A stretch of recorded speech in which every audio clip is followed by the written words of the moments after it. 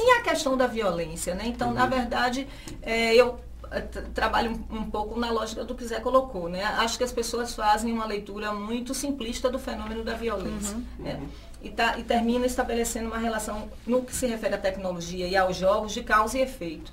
Então, o menino jogou, vai se tornar um matador em oficial, vai sair matando todo mundo. Imagine que tem um dos sujeitos, só para vocês verem assim, ele era mestre de RPG, Roleplay Games. E aí ele dizia para mim, imagine, quando eu estou jogando lá o jogo de RPG, lá eu saio matando várias pessoas. Você acha que eu preciso sair por aí matando esse povo todo?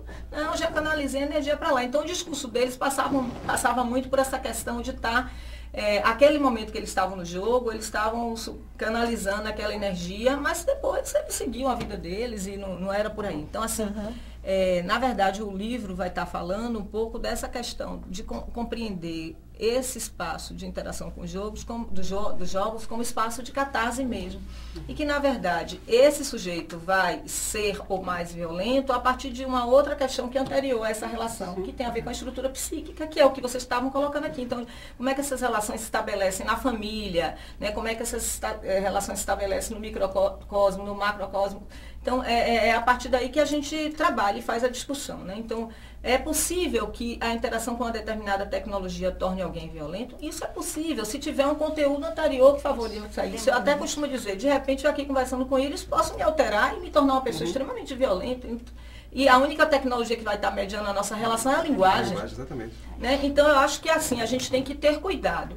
Concordo quando eles falam assim, que a gente, enquanto pais, enquanto professores, tem que estar estabelecendo os limites. Eu acho isso importante. Assim, a gente que trabalha com jogo, a gente tem essa ciência, tem que ter um horário para tudo, você tem que estabelecer o limite para isso, né? E tem que também subsidiar os pais de informações sobre o conteúdo desses games. É isso que eu ia dizer. Você acha que os pais, eles têm conhecimento para ter o discernimento de que até onde aquilo ali está influenciando, né, nas crianças? Porque tem muito pai que nem sabe, tá vendo ela explodir na cabeça, ai que bonitinho, mas não tem a menor noção do que é isso. Não, e muitas vezes, assim, em relação aos pais, uma coisa que eu observo também com frequência, às vezes os adultos fomentam também alguns jogos violentos. Então, às vezes o pai joga com o filho, que em princípio não tem problema nenhum, mas ele também gosta de colocar para fora a adrenalina, né? Muitas vezes eu tenho um filho de 8 anos, né? Então, assim, eu vou com ele a um local para a gente comprar um joguinho, alguma coisa, tem lá vários homens de 25, 30 anos se divertindo lá e no Nintendo Wii. Às vezes até mais do que a criança. Mais do que a criança. Então, tem um aspecto que você traz do campo simbólico, que é uma necessidade de realização do campo simbólico. Não significa que isso vai se dar no real. Mas muitas vezes o pai, na realidade, também ele tem um confronto que não é simbólico, como a gente vê no trânsito.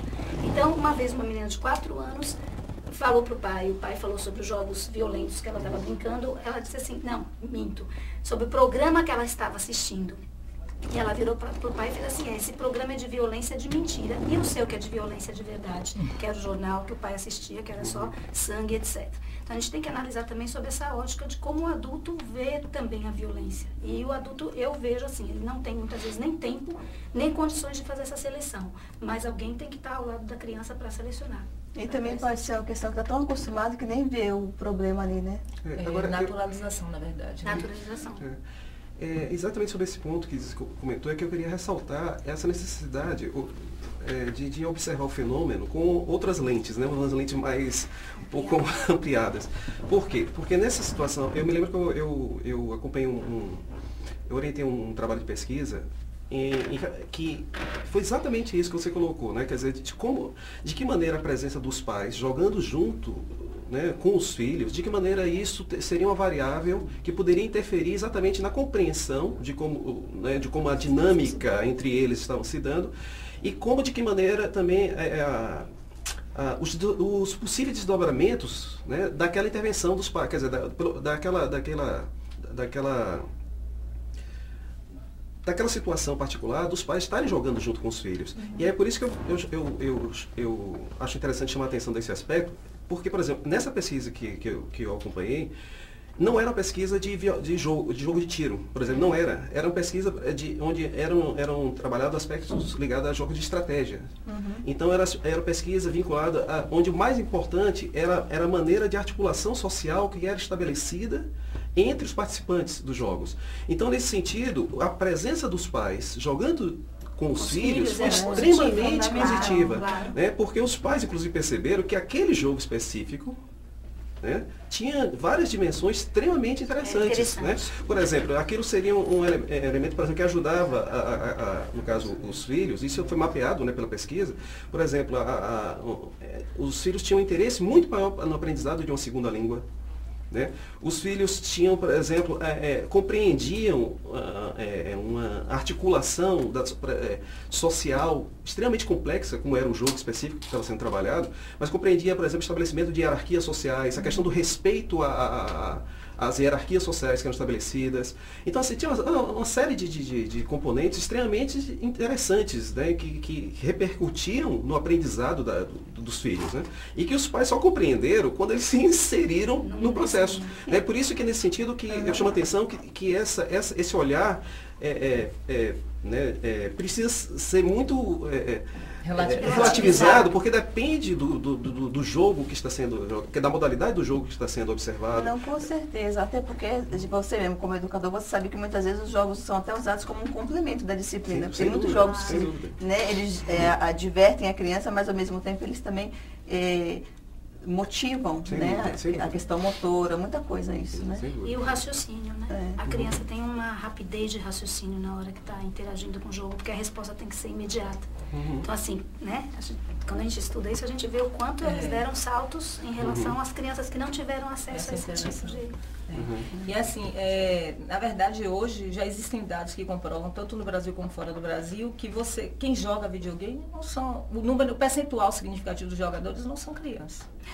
São adultos. A geração Atari, ela tem 35 anos. Então, por isso, é muito comum você ver os pais nessa faixa etária, que eles têm também, nos horários de lazer, eles estão interagindo com os games. E isso é interessante porque eu acho que aproxima, né, o diálogo. E aí tem aqueles que não conhecem o conteúdo do jogo. Então, aí você tem os dois lados.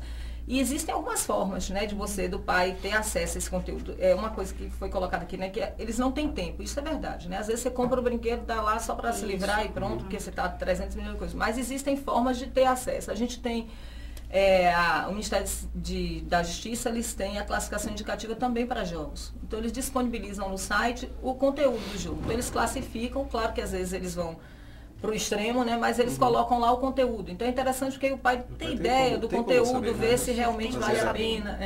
E tem crescido muito o número de pesquisas sobre determinados jogos, independente deles serem violentos ou não. Então o pai pode ter acesso a isso. Por exemplo, uma vez, eu reencontrei um amigo meu de milhões de anos, porque ele tinha a filha dele, que com 13 anos, estava jogando demais. Aí ele colocou na internet para saber, que ele queria entender, né, compreender de outro lugar. Então você tem pais que se deslocam e começam, né, a tentar pensar o que é que eu vou fazer, né, se a menina quer jogar tanto.